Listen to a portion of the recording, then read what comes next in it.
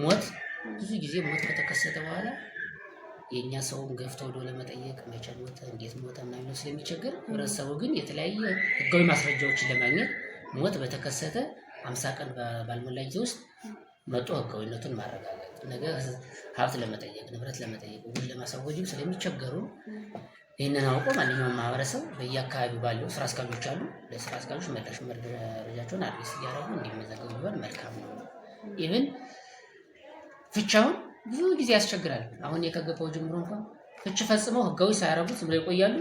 መጨረሻ ላይ ቅድም ልጅ ባለቤትነት ለማግኘት ያለው ከተለያዩ ከዓመት በኋላ ህጋዊ ሳያረጉት ልጅ ወልዳ የከሰሰችው አለ ያንተ ነው ብላ ማለት ነው። እና እንዲህ አይነት ነገር ስለሚከሰት ፍች ከተፈጸመ በኋላ ፈጥኖ ህጋዊ ማድረግ ላይ ማህበረሰቡ ባለቤት እንዲሆን በንቃት እንዲሳተፍ ይሆን መልካም ነው የሚል መልእክት